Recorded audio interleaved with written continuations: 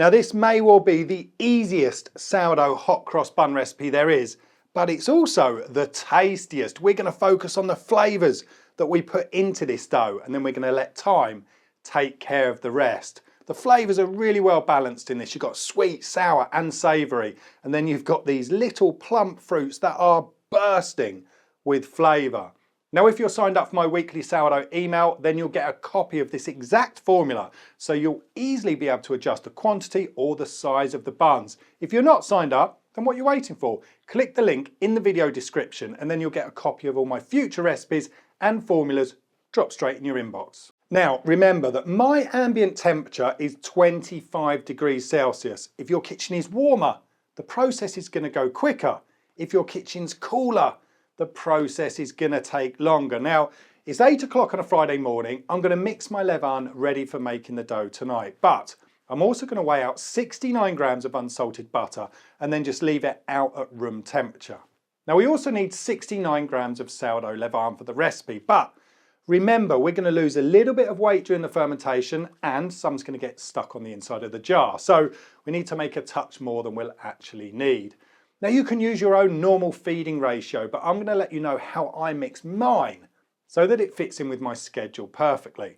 At 25 degrees Celsius, my levain takes around 12 hours to ferment if I inoculate it with 10% of sourdough starter. So I use 40 grams of strong white bread flour, 40 grams of water and 4 grams of sourdough starter. Now this can sit out happily all day and ferment while I'm out, and then I'm ready to make the dough tonight. That is the power of sourdough scheduling at its very best. Right, so it's 8 o'clock in the evening and it's time to make our dough. So into a small pan goes 241 grams of cold milk. That's come straight from the fridge. Then we're going to tip just over half of it into our mixing bowl and leave that to one side.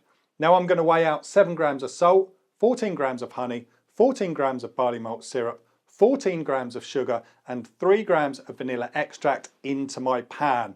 Now I've chosen this combination of sugar, barley malt and honey because the flavour combination works so well with the mixed spice and the dried fruit. I mean, it's perfect for hot cross buns. Now if you can't buy the mixed spice, I've left my recipe for it on the blog that's linked down below. I also give you some advice on substitutions if you want to switch up some of these ingredients. Right, so I'm going to heat this gently on the stove and stir until the honey, the barley malt, the sugar and the salt dissolve. Now we can add it back to a mixing bowl and combining it with the cold milk is going to cool the mixture down. Now I'm adding 3 grams of mixed spice to 310 grams of strong white bread flour and giving it a good stir. We're going to add about half of that flour mix into the milk mixture, give it another stir to create a porridgey consistency. Now we can add 69 grams of the sourdough levain. Remember, smell and taste your sourdough cultures. We can use a spoon to thoroughly combine the levain and then we can add the rest of the flour. Now we can give this a proper mix to make sure that everything is really well combined. Right, so now I'm going to add the 69 grams of room temperature butter that was left out to soften this morning. Now you are going to need a little bit of wrist strength for this, so just be warned. You could also use a larger wooden spoon, that's definitely going to make it easier. Failing that, you can wet your hand and then just gently bring the mixture together with your fingers. Just remember, this mixture is designed to be sticky, don't stress. Lastly, I'm adding the 52 grams of dried cranberries, 52 grams of raisins and 52 grams of currants. We're going to turn that dried fruit through the dough. Now, you can either leave the dough just like this, or if you've got a touch of OCD like me, you can bring it together into a rough dough ball and then we're just going to pop the lid on the bowl. Now, this is going to sit out all night while I'm sleeping and it's going to be ready to shape when I get up. There's no stretching, no folding and no laminating. But do remember, this is designed to be a sticky dough. Work with it and just see what happens overnight. Right, so here we are on Saturday morning and look how much our dough has puffed up. And guess what? The fruit has absorbed the excess moisture, so the dough is a lot easier to handle. Now, we're going to weigh this dough into equal pieces. In my case, that's 99 grams each. You can eyeball this, but I think I've already mentioned my OCD. Now, the dough is still a little bit sticky, but we need that for this specific recipe, so you do need to use a light touch. We're going to use a little dusting of flour just to stop them from sticking as you shape, but if you use too much, you'll find it harder to shape. Now the smell from this enriched dough is Easter through and through. You've got that malted barley, the honey and the mixed spice. They work so well together. We're going to place the dough balls onto a non-stick baking tray, or you could use a silicone mat.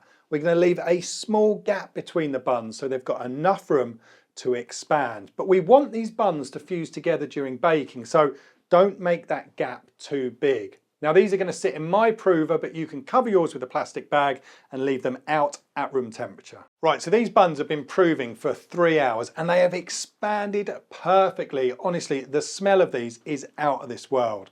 Now I've preheated my oven and my baking stone to 170 degrees Celsius.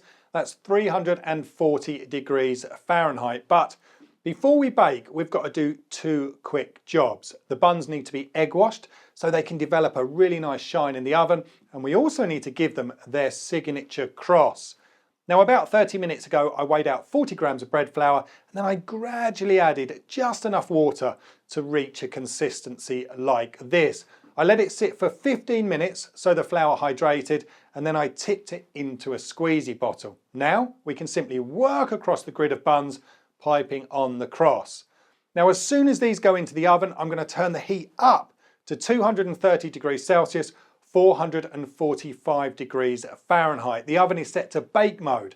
That delivers heat from the top and the bottom, but it doesn't use the fan. These will bake for between 15 to 17 minutes until they turn a beautiful colour, just like this. I don't think these are too shabby for a mix and leave sourdough hot cross bun, but we've got one last job to do.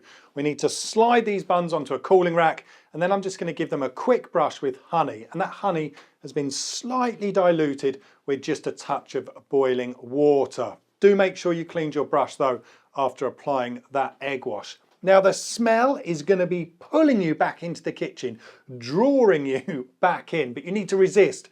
You want to let these buns cool down until they're virtually at room temperature, but they retain just a little bit of warmth. We've used a simple method, but we've achieved a really complex result. The balance of sweetness and the caramel profile from the malted barley works so well with the mixed spice and the dried fruits. Everything just kind of ties together.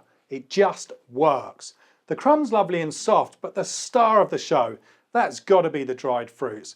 They've plumped up beautifully, absorbing all of those flavours from the dough, and then they give them back as they burst in the mouth. Not a lot else to say really. If I haven't convinced you to give these a go by now, you're just going to have to take my word for it. Don't forget, sign up for my sourdough email, and then you'll receive all of my future recipe formulas in your inbox. And after you've done that, check out this video here to learn how to reboot your sourdough baking when things are going horribly wrong. A huge thank you for watching. I'll see you again very soon. Stay tuned.